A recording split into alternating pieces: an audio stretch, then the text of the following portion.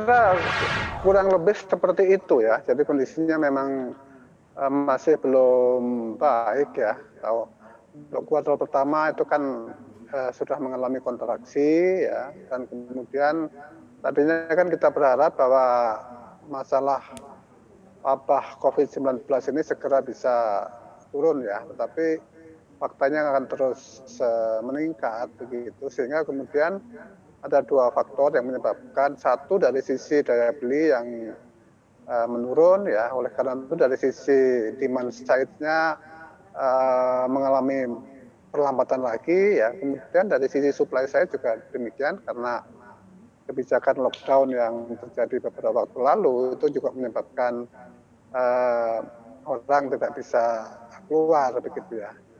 Tapi overall sebenarnya industri manufacturing kan masih lebih baik juga dibandingkan sektor-sektor lain ya.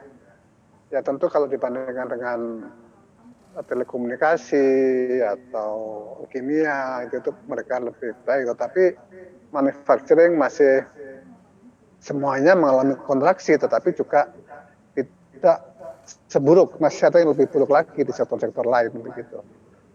Masih ada yang lebih buruk lagi di sektor-sektor lain, itu sektor apa saja, Pak? Ya, kalau kita bandingkan sektor pariwisata ya, itu kan hotel, restoran itu jauh lebih sulit lagi gitu. Karena kalau dia dari pertumbuhan, manufacturing masih bisa 0,44% ya. Yang lainnya sudah di bawah itu ya. Tetapi overall ya untuk kuartal ketiga, saya kira kondisinya tergantung dari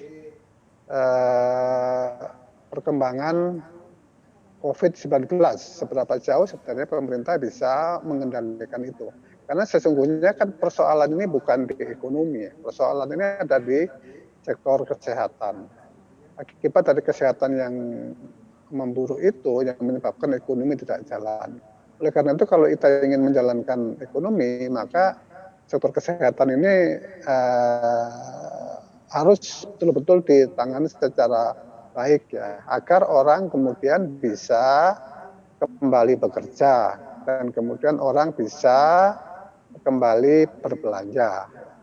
Selama mereka masih di rumah tentu akan sulit, kita harapkan ekonomi itu bisa bergeliat kembali. Oleh Kalau karena menurut itulah Anda penanganannya oleh pemerintah untuk COVID-19 sendiri ini sudah cukup baik, Pak, atau seperti apa evaluasi Anda? Nah, kalau saya lihat dari pengumuman, misalnya Pak Jokowi mengatakan realisasi anggaran untuk sektor kesehatan baru 1,54% ya pada waktu pertengahan Juni lalu ya. Mungkin sekarang sudah meningkat, tapi kan tidak banyak juga, kalau meningkat mungkin menjadi 4 atau 5%. Ya, sehingga kalau seperti itu kan penanganan kesehatan belum optimal ya, belum bisa diharapkan. Sementara pengeluaran untuk anggaran kesehatan itu kan punya dua dampak ya. Dampak pertama tentu mencegah penyebaran lebih dalam dari virus corona.